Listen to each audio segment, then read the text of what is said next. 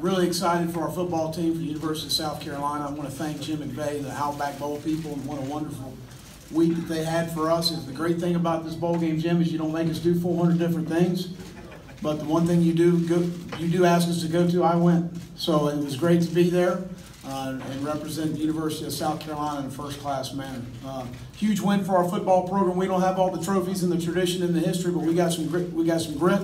We got some toughness, some resolve. We're 10-3 in one-score games in 2 years. Our players understand how to win close ball games. And you saw us down 19-3. Not a lot of good things happening for us. We found some things. I thought Brian McClendon did an outstanding job preparing our football team offensively and the entire offensive staff going into this game. Made a lot of adjustments at halftime on some things that we felt like we could take advantage of. We're only the 5th team this year to have at least 300 yards against them. We're right at 5.2 yards a play. And but really proud of those guys and some shots we took down the field, being aggressive in our mentality and what we're trying to do. Certainly the tempo helped us create some cheap yardage for us. I'm not going to address anything else about the offensive coordinator position at this time, but really impressed with Brian and the job that he did. Defensively, the key to the game to me was obviously the turnovers in the second half, but the first half holding to the field goals. And those situations, thinking to myself, all right, we've held them to 9 in 2 situations. They wanted 14.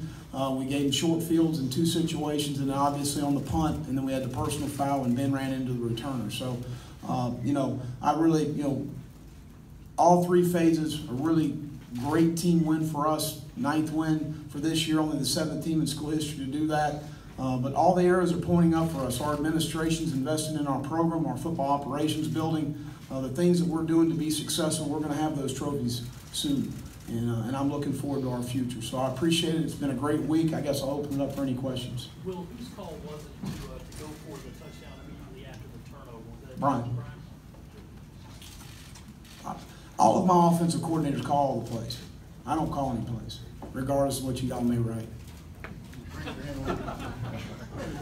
5:45 left in the third quarter, you go down 19-3.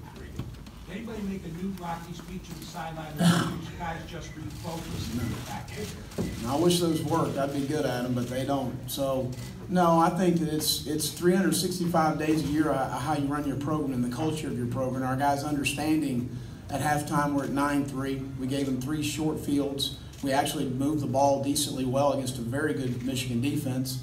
But at the end of the day, we play for 60 minutes, and our guys understand that. And they keep chopping and they keep hanging in there, and they realize that, when you have Jake Bentley and you got Hayden Hurst and you have Brian Edwards and you have some guys that are able to make some plays, and those guys are going to eventually make some plays for us. And that's where you just keep chopping and keep playing.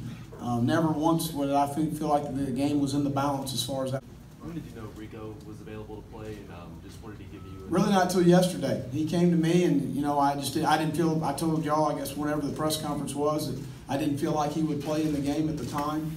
But we gave it a go in pregame. He said, "Hey, I feel good. I want to give this a shot," and he certainly gave us a charge. What a great run on the option play on the check by Jake out the backside against the look that we had.